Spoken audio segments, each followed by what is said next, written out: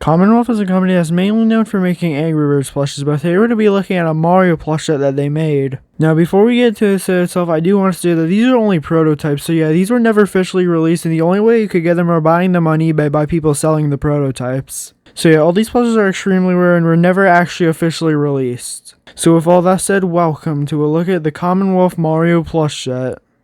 And I'll start off with the first plush of the set, which is the Mario. Now this Mario plush is overall pretty good, except there is a few details that could get damaged, like the mustache. And one really weird thing about the mustache is that it covers up a lot of the face, and the mustache just seems to be too big for the face. Because as you can see, it basically covers the whole bottom half of the face, so I think if they made the mustache just a little smaller, it would have looked a lot better.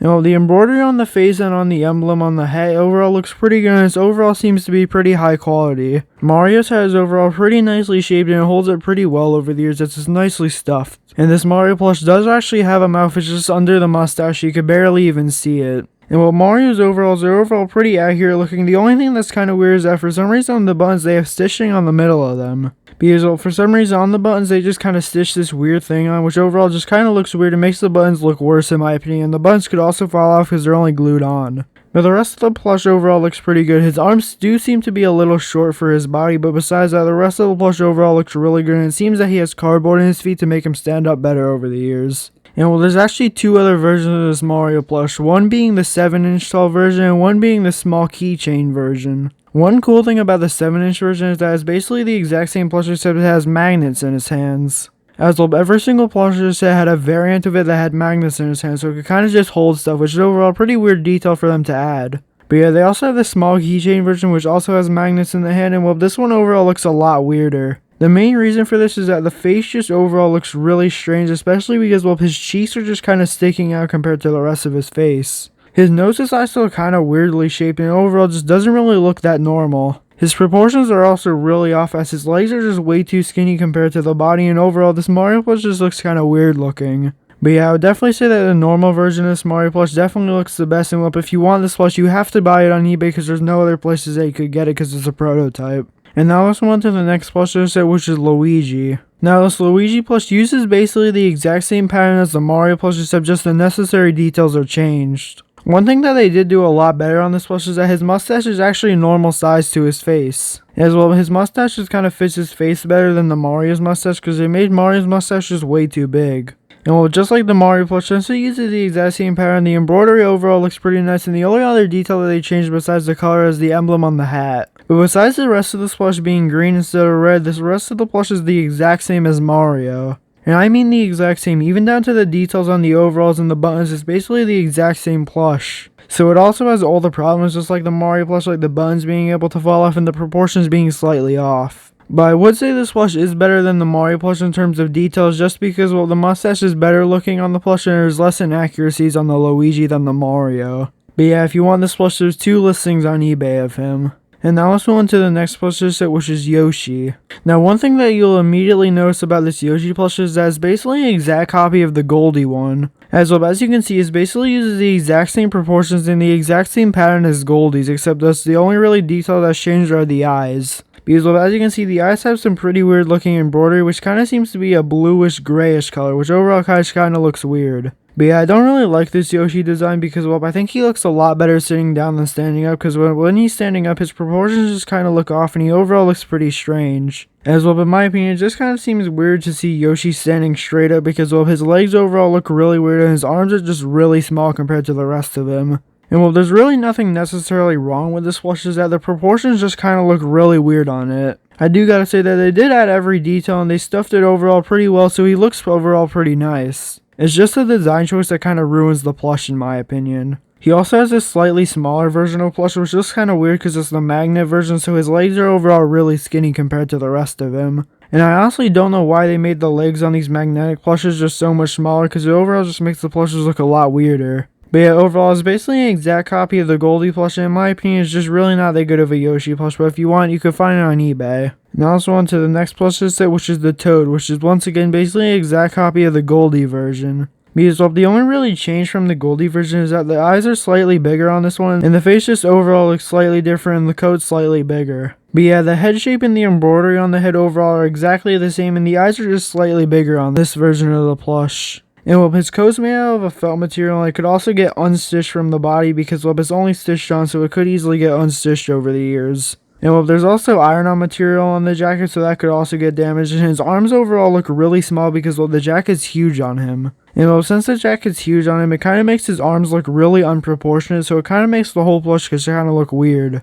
And well, he also has cardboard on his feet just like Mario and Luigi to make him stand up better over the years. But yeah, overall, it's definitely not that good of a Toad plush. I think there's much better Toad plushes, especially the Goldie version, because this one just kind of seems like a worser version of the Goldie one in my opinion. And now let's move on to the next plush in the set, which is Princess Peach. Now this Peach plush is probably the most unique in the set just for the materials used on it. Because as you can tell, the dress and the earrings are made out of this very shiny material, which overall stands out a lot from the rest of the plushes in the set. I'm going to start off with the face, which overall has pretty nice embroidery, and in my opinion it looks overall pretty good. As well, the embroidery overall looks pretty clean, and they definitely did a good job with it. The earrings could get damaged because they're only stitched onto the ears, so it is a pretty weak surface that they're stitched on, so they could fall off. And well, the crown overall looks really good, but just like every single other Peach plush, the crown could fall off, but it seems that this one seems to be pretty well on. You know, the crown also has some nice embroidery on it, so overall just looks really good, and they obviously put a lot of work into this plush. And for the dress, it overall looks really nice and is made out of this really shiny material. I don't really know which material they made it out of, but it looks somewhat of a soft material, so yeah, overall looks pretty good in my opinion though.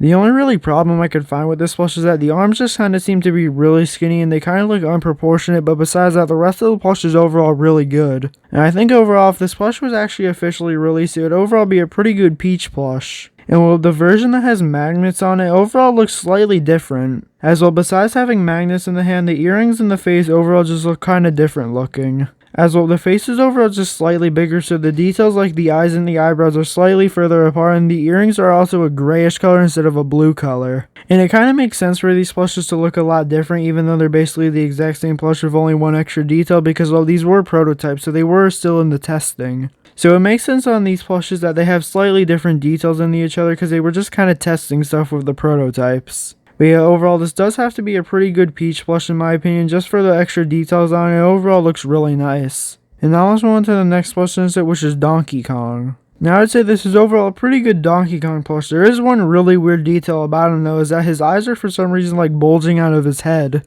As well, instead of embroidering on the eyes like most companies did, they actually made them out of plush material and stitched them onto the face, so he overall looks kind of strange. But besides the weird details on the eyes, I think they overall did a really good job with this Donkey Kong plush because it kind of resembled the Sine version of it. As well, besides the eyes, it kind of just looks like a cheaper made version of the Sine one because well, it was basically in the exact same position, and the tie also looks basically the exact same. As well, the only really changes about this plush is that the eyes are stitched on, the tie has iron-on material on instead of being stitched on. But yeah, overall, I would say that they did a pretty good job with the Donkey Kong plush because overall just looks pretty good. But there is one version of the Donkey Kong plush that I don't really like, and it's the magnetic version. Now the reason I don't really like this one is just, well, the head is just overall really weird on this plush because, well, they made the body a lot smaller on it so it could connect with the magnets, and it overall just makes the plush look really bad. As well, as you can see, the head's basically the exact same as the normal version, but the body is just completely different. Also, the tie seems to be the exact same as well, so his body just overall looks really distorted and weird looking.